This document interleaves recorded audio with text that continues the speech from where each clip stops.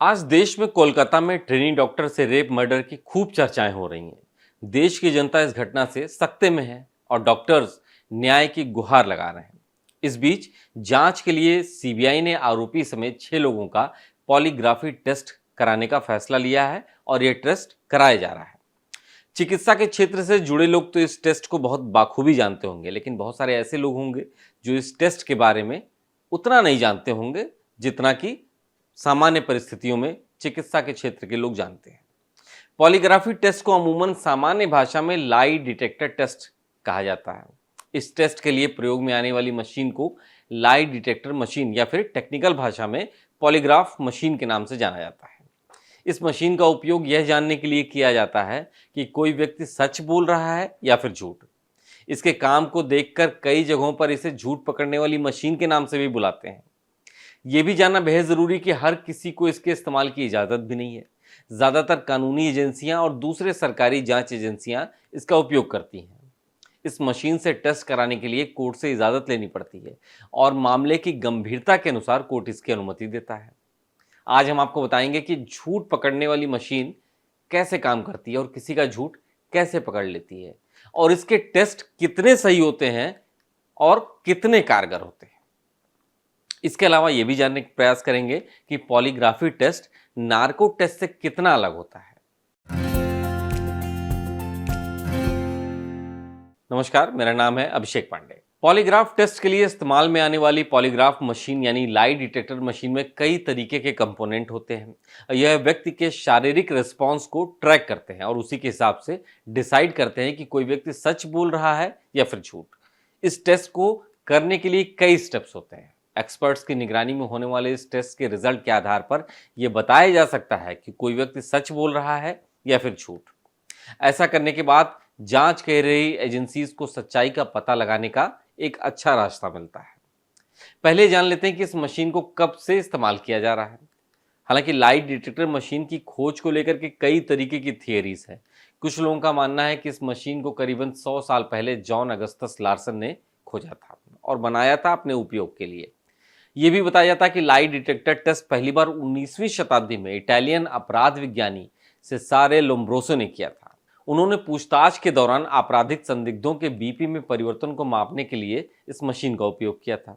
बाद में इसी तरीके की मशीन 1914 में अमेरिकी मनोवैज्ञानिक विलियम मैस्ट्रॉन ने बनाया था। अब इस मशीन को लेकर के अक्सर कई तरीके के सवाल मन में आते हैं कि कैसे किसी को झूठ को पकड़ा जा सकता है और ये मशीन कितना एक्यूरेट रिजल्ट देती है। पॉलीग्राफ टेस्ट इस धारणा पर आधारित होता है कि जब कोई झूठ बोल रहा होता है तो उसके दिल की धड़कन, सांस लेने में बदलाव, पसीना आने लगता है और भी बहुत सारे कई बदलाव शरीर में दिखाई देते हैं।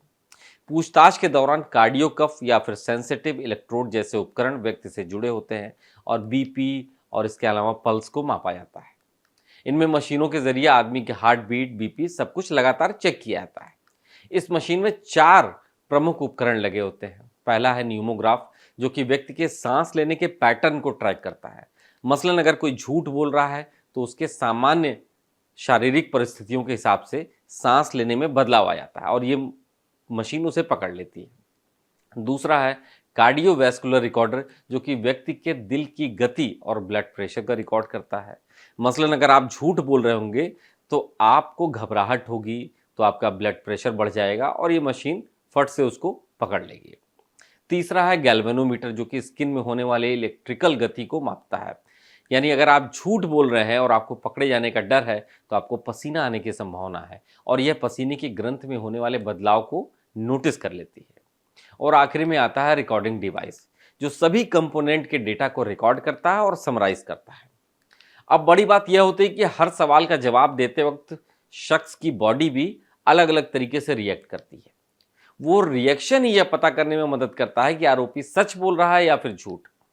मसलन मान लीजिए कि सामान्य परिस्थितियों में आपका व्यवहार सबके लिए एक जैसा सामान्य होता है, लेकिन अगर आप किसी के सामने बैठा दिए जाएं और यहाँ पर चेक किया जाए कि आप कितना सच बोल रहे हैं, कितना झूठ बोल रहे हैं, कोई मशीन के जरिए आपको चेक किया जाए, तो आपके सोचने के तरीके में और आपके बिहेवियर में बदलाव आएगा और यहीं पर यह मशीन पकड़ लेती है।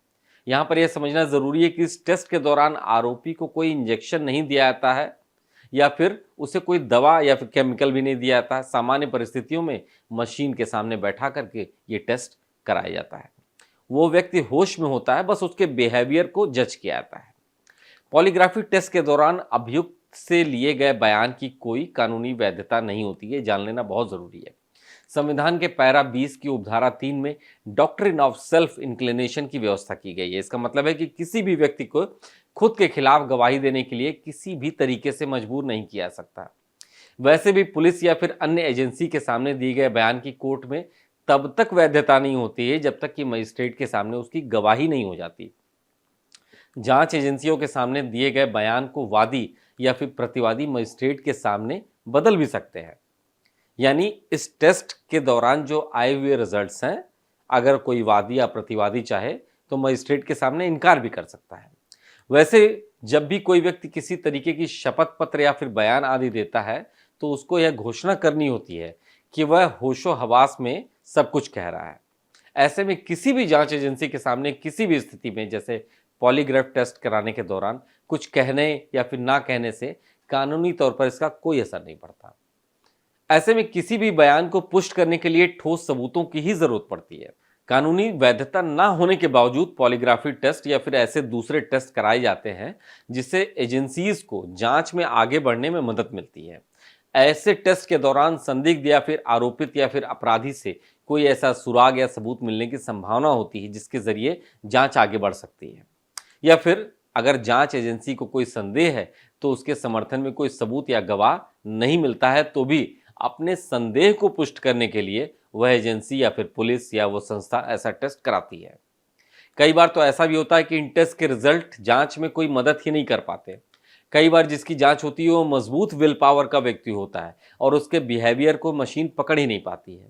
सुप्रीम कोर्ट ने सेल्वी बनाम कर्नाटक राज्य मामले में कहा था, यदि कोई आरोपी टेस्ट के दौरान हत्या के हथियार के स्थान का खुलासा करता है और पुलिस को बाद में वह स्थान पर हथियार मिल भी जाता है तो आरोपी का बयान सबूत नहीं होगा लेकिन हथियार सबूत होगा।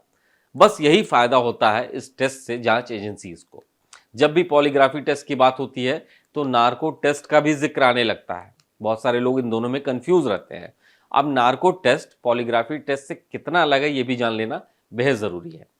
जब नार्को टेस्ट की बात आती है तो उसमें आरोपी को इंजेक्शन के जरिए सोडियम पेंटोथल दवाई दी जाती है। उस दवाई से आदमी बेहोशी की स्थिति में पहुंच जाता है लेकिन उसका दिमाग चल रहा होता है। ऐसा माना जाता है कि नार्को टेस्ट के सामने बड़े से बड़ा आरोपी भी फेल हो जाता है और सच कबूल कर लेता है। यानी कि सबसे बड़ा अंतर यही है कि पॉलीग्राफी में कोई इंजेक्शन नहीं दिया जाता है, कोई दवाई नहीं दी जाती, जबकि नार्को में दवाई दे करके सवाल पूछे जाते हैं। वैसे दोनों टेस्ट में एक बात और कॉमन है कि कोर्ट से इन दोनों की इजाजत लेनी होती है। इसके अलावा जिस व्यक्ति के ऊपर ये टेस्ट करने होते हैं उसकी भी सहमति बेहद जरूरी होती है। बिना उसकी सहमति के टेस्ट नहीं हो सकते।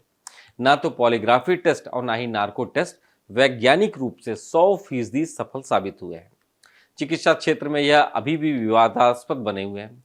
हालांकि जांच एजेंसीज इनको प्राथमिकता देती हैं क्योंकि उनको इन टेस्ट से एक क्लू मिलता है, एक रास्ता मिलता है।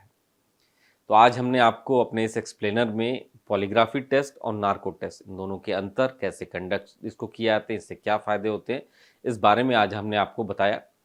ऐसे ही और जानकारी वाले वीडियोस पाने के लिए आप देखते रहिए डेली लाइन।